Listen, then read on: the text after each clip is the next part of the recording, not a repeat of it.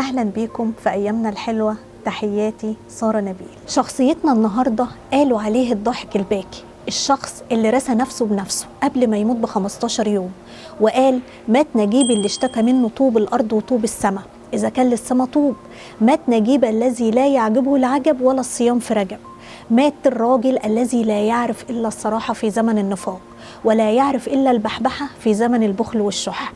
مات الريحاني في 60,000 سلامة.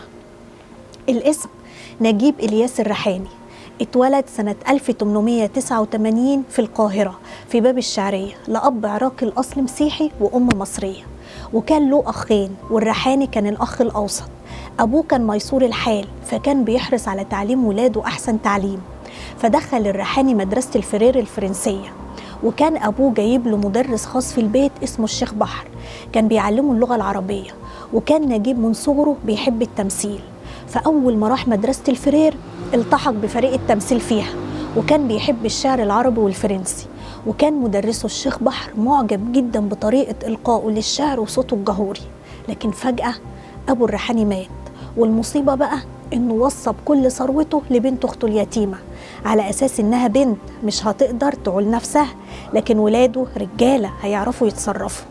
فاضطر الريحاني بعد ما خلص دراسته في مدرسة الفرير إنه يدور على شغل عشان يساعد أسرته في المصاريف، وكان ساعتها عنده 16 سنة، فاشتغل موظف في البنك الزراعي في القاهرة.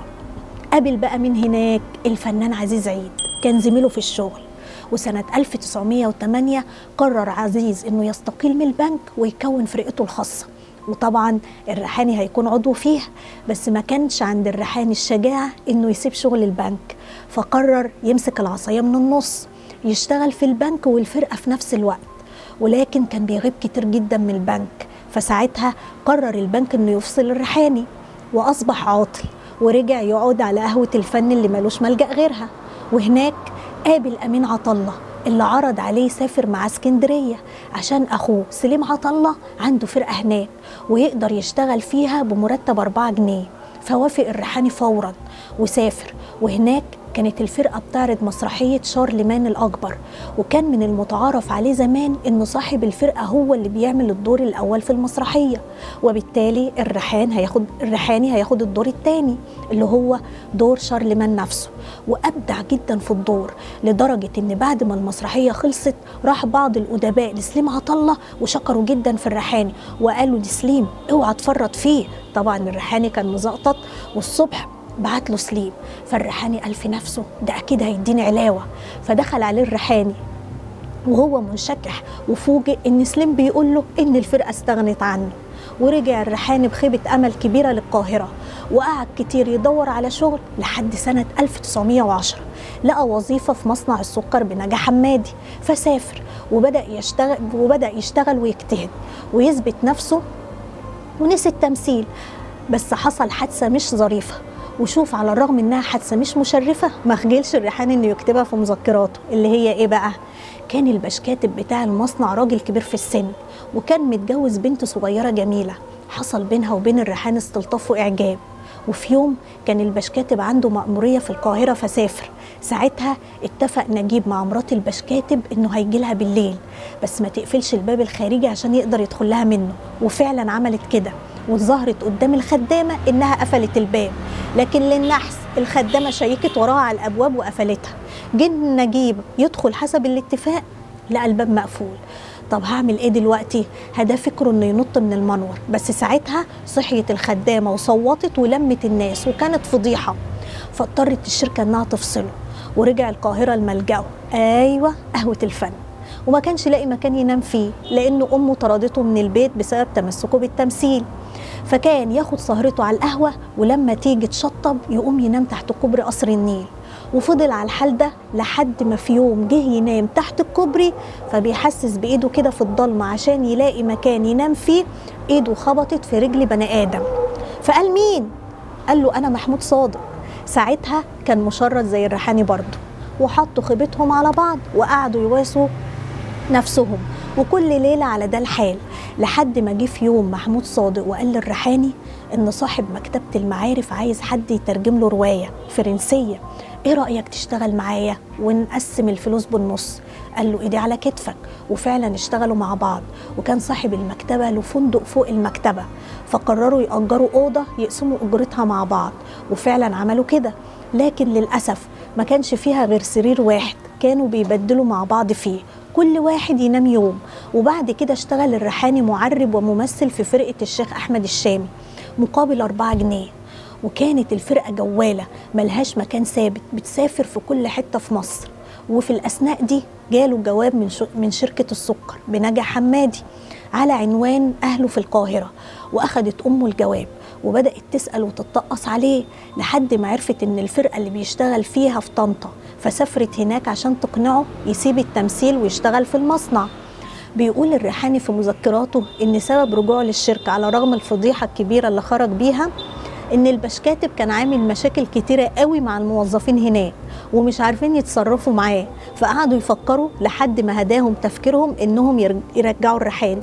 لا وإيه، البشكاتب هيشتغل تحت رئاسة الريحاني عشان يطهقوا الراجل ويجبروه يسيب الشركة. وفعلا راح الريحاني واستلم الشغل، لكن كان بيعامل البشكاتب كويس قوي ومعاملة حسنة، وبقوا صحاب. وبدأ الريحاني يشتغل بإخلاص ويثبت نفسه لحد ما أصبح مرتبه 14 جنيه. وقعد الريحاني حوالي 2 في نجا حمادي حوش فيهم 200 جنيه لحد ما في يوم بعت له عزيز عيد جواب وقال له تعالى جورج أبيض هيأسس فرقة. فالريحاني قال لأ، أنا مستقر في شغلي هنا، مش هروح لحياة البهدلة تاني. بس بدأ يقرأ في الصحف عن الممثلين والممثلات فحن للتمثيل، وقرر ياخد اجازه من الشغل وينزل القاهره ويشوف اخبار الفن ايه. وكان معاه ال 200 جنيه اللي محوشهم، وفعلا سافر وراح يتفرج على تمثيل فرقه جورج، وقعد يصرف الفلوس ويبعزق فيها هنا وهنا لحد اخر الاجازه كان مفرتك ال 200 جنيه لدرجه انه استلف اجره القطر ورجع على نجا حمادي. وبدا التمثيل يداعب الريحاني ولقى ان شغله في نجا حمادي ممل. وفي يوم جه واحد أجنبي ومراته لنجا حمادي، وكانت مراته بتقرأ الكف، وقدر يوصل لها الريحاني وتقرأ له الكف، وقالت له حاجات كتير حصلت له في الماضي فعلا وكأنها كانت عايشة معاه، فصدق فعلا بقدرتها. وبالنسبة للمستقبل قالت له هيجيلك فلوس كتيرة، وإنه هيتنقل من الفقر للغنى، ثم يعود من الغنى للفقر، ثم يعود للغنى. قعد نجيب بعدها يفكر في كلامها ويدعبس في أسرته على واحد يكون غني ممكن يموت ويورثه الريحاني، ما هي الفلوس هتجيله منين غير من كده. بعدها بفترة سنة 1914 جاله جواب مسجل وفرح قوي ساعتها، قال أكيد ده هيكون في خبر عن الفلوس اللي قالت العرافة عليها. لكن يا حسرة لما فتحوا لقى جواب فصله من الشركة، ورجع نجيب على القاهرة على قهوة الفنانين. بعدها التحق بفرقة أبيض وحجازي، ولكن الشغل فيها ما كانش قد كده والحال مش ماشي، وبالرغم من كده تم رفضه من الفرقة لأنه مش فالح في التمثيل طبقا لرأيهم فيه، وإنه مش هينفع يكون ممثل، وانسدت الأبواب في وشه. وساعتها جات له فكرة إنه يحرض أفراد الفرقة إنهم يسيبوها ويرفعوا راية العصيان، وفعلا نجح في ده. وساب عزيز عيد الفرقة هو وروزا اليوسف وغيرهم، وما كانش لهم ملجأ غير قهوة تسمى متروبول، وقرروا يعملوا فرقتهم الخاصة. ولكن كان ناقصهم الفلوس. فصاحب القهوة اليوناني اللي هي قهوة المتروبول استغرب من قعدتهم ليل ونهار، فسأل وعرف انهم ممثلين ومحتاجين 10 جنيه عشان يبدأوا مشروعهم، فعرض عليهم يساعدهم ويديهم الفلوس. وفعلا أخدوا الفلوس وأسسوا الفرقة وسموها فرقة الكوميدي العربي، وأجروا مسرح بريطانيا، وأول مسرحية فيه كانت خلي بالك من إيميلي، وعمل فيها الريحاني أول دور كوميدي تحت إلحاح الفرقة، وهو أصلا ملوش في الكوميديا لكن كل شغله كان دراما. ولكن المفاجأة إنه دوره هو اللي سمع وعلق مع الناس ونجح نجاح عظيم. لكن بعد كده بدأ إيراد الفرقة يخسع، فقررت الفرقة تسافر المنصورة تعرض مسرحياتها هناك. بس للأسف زي ما سافروا زي ما رجعوا بخيبة أمل كبيرة للقاهرة، وقررت الفرقة تأجر مسرح أقل في السعر شوية، فأجروا مسرح الشانزليزيه وبدأوا يعرضوا عليه رواياتهم. وفي الوقت ده جه واحد اسمه عبد اللطيف المصري وعاوز يشتغل في الفرقة، فقال له الريحاني اتفضل اشتغل. في الوقت ده كانت الفرقة حالها صعبة قوي، فعرض علي يوسف على الريحاني انه يجيب له المطربة منيرة المهدية، وهي في الوقت ده كانت مشهورة قوي في عالم الغنى. فقرروا يعرضوا عليها تمثل معاهم ويكون الإيراد بالنص. فوافقت منيرة، وفعلا من ساعة ما حطت منيرة رجليها في المسرح ارتفع الإيراد ارتفاع هائل. وفضلوا ماشيين على كده فترة لحد ما لاحظت منيرة إن الناس بتيجي عشانها مش عشان الفرقة، فحست إن قسمة الإيراد بالنص ظلم ليها، فقررت تنفصل عنهم. وفعلا بعد ما سابت الفرقة اتدهور حالهم ورجعوا لنقطة الصفر تاني. وفي سنة 1916 قرر الريحاني يسيب فرقة الكوميدي العربي، ورجع الريحاني عاطل. وفي يوم وهو قاعد في بوفيه تياترو بريطانيا شاف راجل لابس لبس شيك وفي ايده عصاية راسها ذهبية، وبيطلع من علبة السجاير الفضية بتاعته سيجارة وبيعزم بيها على الريحاني. فبصله الريحاني كده باستغراب، فلقاه طلع بقى مين؟ استيفان روستي زميل الكفاح. الريحاني قال: ايه ده يا واد النعمة اللي نزلت على اللي خلفوك دي، قتلت ولا سرقت؟ بصله استيفان روستي وقال له: ولا ده ولا ده، أنا بشتغل في كباريه اسمه الأبيضة روز، بشتغل فيه خيال ظل، يعني لما يطفي النور في المحل بقعد أعمل حركات مضحكة من ورا ستارة من الشاش. فقال له الريحاني: بس الكباريه ده سمعته وحشة قوي. قال له استيفان: وحشة، أنا راجل بشتغل من ورا الستارة ومحدش يعرفني، وباخد 60 قرش في الليلة في ربع ساعة شغل بس. الريحاني سمع 60 قرش واتهبل، وقال الريحاني في نفسه: ده مرتبي في شهر. وقال له: والنبي شوف لي أي دور معاك، خدام، أفندي، باشا، أي حاجة أنا راضي. وتاني يوم بالليل اتقابلوا قدام الكباريه، ولحسن الحظ كان سكتش خيال الظل كان محتاج مساعد معاه. فقابله صاحب الكباريه وقدم استيفان الريحاني لصاحب الكباريه على انه ممثل مشهور وكبير. فقال صاحب الكباريه: انا مش عاوز ممثل كبير، انا عاوز ممثل كليشن كان، ده الدور بسيط. فقطع الريحاني وقال له: انا ممثل بسيط على قد حالي. فوافق صاحب الكباريه وقال له: هتستلم الشغل من النهارده ومش هدفع اكتر من 40 قرش. فبص الريحاني لاستيفان باستغراب، مش مصدق انه هياخد الاجر ده في اليوم. وبعد كده بدأ الريحاني واستيفان يمثلوا هما الاتنين روايات فرنسية من فصل واحد، وما كانش حد من اللي قاعد في الكباريه بيديهم اهتمام وهم بيمثلوا، وكأنهم بيمثلوا للكراسي. وفي ليلة كان الريحاني نايم على السرير في بيته، جات له صورة في خياله لراجل لابس جبة وقفطان وعلى راسه عمامة كبيرة ريفية وله دقن. فقال الريحاني: ليه ما خليش الشخصية دي أساس رواياتي؟ وبدأ يرسم الشخصية في خياله، شخصية عمدة جه من الريف للقاهرة ومعاه شوية فلوس حلوة، لف عليه شوية بنات لحد ما فلس ورجع بلده يندب حظه. وأطلق الريحاني على العمدة ده اسم كشكش بيه، وعمل أول رواية لكشكش بيه كانت سكتش حوالي 20 دقيقة. وكان حاطط الريحاني إيده على قلبه من رد فعل الناس في الكباريه. وبعد ما خلص الرواية لقى صاحب الكباريه بيقول له: مبروك، أنا ما كنتش أعرف إنك ممثل شاطر قوي كده. واداله يومها 60 قرش. وبدأ الريحاني يألف رواية جديدة لكشكش بيه، عمدة كفر البلاص، وبدأ يظهر معاه شخصية زعرب شيخ الغفر اللي مثلها معاه عبد اللطيف المصري. وبدأ صاحب الكباريه يعرض على الريحاني نصيب 5% من الإيراد بجانب ماهيته، ليه؟ نظير تأليفه الروايات وإخراجها. وبدأ صاحب الكباريه يعمل رسوم لدخول الكباريه 50 مليم بعد ما كان الدخول مجاني. وبدأت الدنيا تضحك للريحاني، وبدأ كل أسبوع يألف رواية وتحقق نجاح أكتر من اللي قبليها. وبدأ صيت كشكش بيه يشتهر ويتكلم عنه كل الناس في الشوارع. وبدأ صاحب الكباريه يعمل درجتين 2 للدخول، الأولانية 15 قرش والتانية 10 قروش. وبدأ يصفي الإيراد حوالي 30 أو 40 جنيه في الليلة بعد المصاريف، وده مبلغ ما كانش حد يحلم بيه. وبدأ يرتفع مرتب الريحاني ل 27 جنيه في الشهر، وأصبح الريحاني مطمع من الجنس اللطيف إنه شاب وغني ومشهور وبيعيش في وسط كله أجانب. وبدأ الناس توقع بين الريحاني وصاحب الكباريه. وفي يوم الريحاني كلم صاحب الكباريه وقال له لو في نفسه أي سوء تفاهم من ناحيته يصرحه، ولكن صاحب الكباريه قال للريحاني إن الدنيا حلوة ومفيش مشاكل. فكان الريحاني عاوز يختبر صدق كلامه، فقال له الريحاني: أنا عاوز 3 جنيه علاوة شهرية. وده مبلغ طبعا لا يذكر في الإيرادات الكبيرة اللي كانت بتدخل الكباريه. لكن أول ما سمع صاحب الكباريه كده صار ورفض وقال للريحاني: لو مش عاجبك الباب يفوت جمل. وكانت مدة التعاقد بينهم لسه ما خلصتش، وكان في شرط جزائي 100 جنيه غرامة للي يخل بالعقد. فقرر الريحاني يسيب الكباريه، واللي ساعد الريحاني على كده ان في خواجة اتفق مع الريحاني انه يشتغل على مسرح الرينسانس نظير 120 جنيه في الشهر، وكان ده مرتب ضخم.